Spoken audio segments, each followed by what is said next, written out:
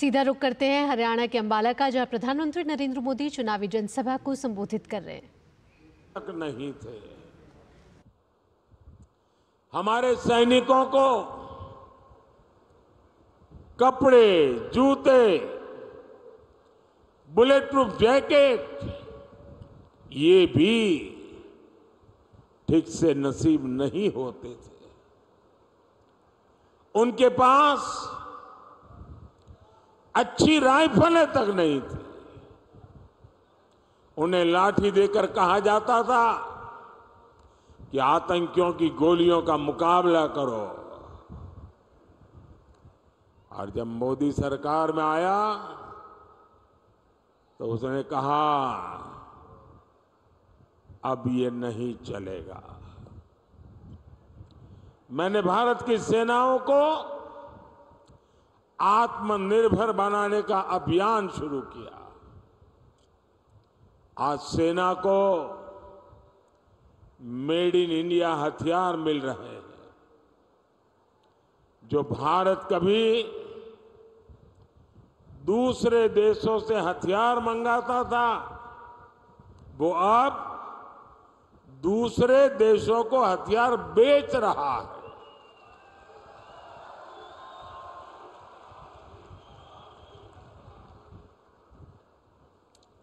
साथियों, कांग्रेस ने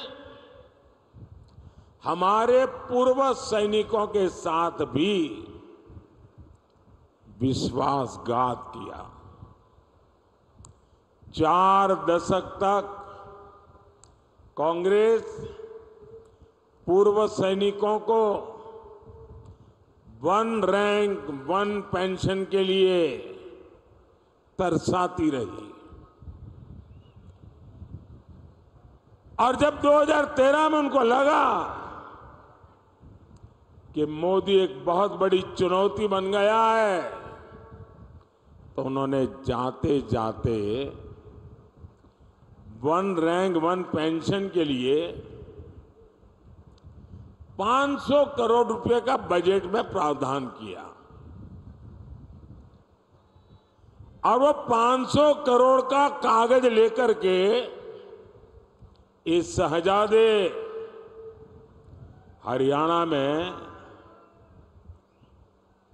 पूर्व सैनिकों के सम्मेलन करते थे, पंजाब में जाते थे, हिमाचल में जाते थे और भ्रम फैलाने का काम करते थे कि देखिए हमने वो आरोपी कर दिया, 1 रैंक 1 पेंशन कर दिया। इनकी झूठ बोलने की इतनी हिम्मत है, इनकी झूठ बोलने की इतनी आदत है, बड़े बड़े पत्रकार भी भ्रम में रहते हैं। ऐसा शानदार झूठ बोलते हैं लोग। भाइयों बहनों, जब आपने मुझे सेवा का अवसर दिया, मोदी ने डंके की चोट पर 1 रैंक 1 पेंशन का वायदा पूरा किया।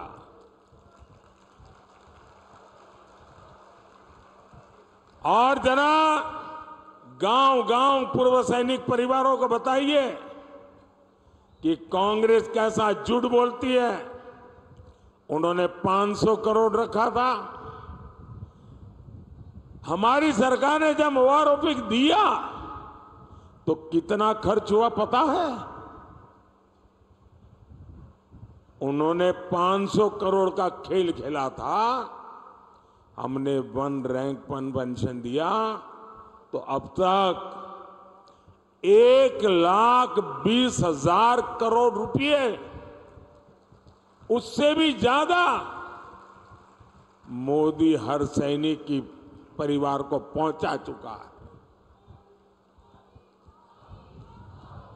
अब आप बताइए, 500 करोड़ कागज पे लिख करके देश के लिए जीने मरने वाले, देश के लिए जान की बाजी लगाने वाले, और हरियाणा कुरुक्षेत्र की धरती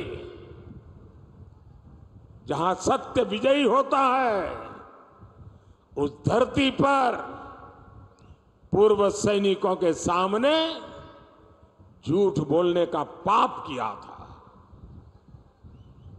और जब मोदी ने इसको लागू किया, 1,20,000 करोड़ रुपए के साथ हर परिवार की चिंता की है। और मोदी हर परिवार की चिंता समझता है और इसीलिए ऐसे संवेदनशील निर्णय लेता है। साथियों, मोदी विकसित भारत का संकल्प लेकर निकला है।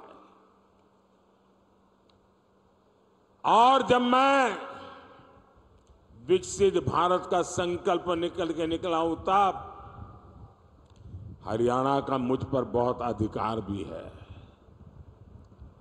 क्योंकि मेरी विकास यात्रा में हरियाणा के भी संस्कार है।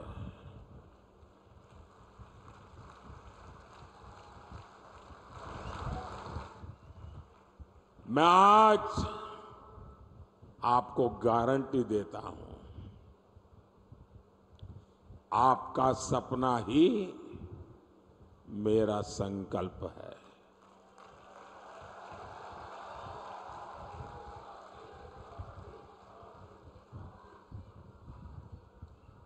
पल पल आपके नाम,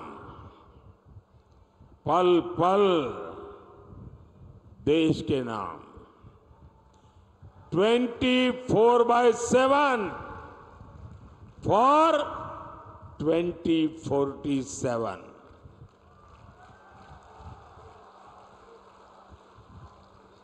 भाइयों बहनों, विकसित भारत के 4 स्तंभ हैं: गरीब, युवा, महिला और किसान। मोदी इन 4 स्तंभों को ऐसी मजबूती देना चाहता है ताकि मेरा देश मजबूत हो, मेरा हिंदुस्तान मजबूत। प्रधानमंत्री नरेंद्र मोदी हरियाणा के अंबाला में चुनावी जनसभा को संबोधित कर रहे हैं। इस मौके पर प्रधानमंत्री ने बंता कटारिया, जो कि भाजपा प्रत्याशी है,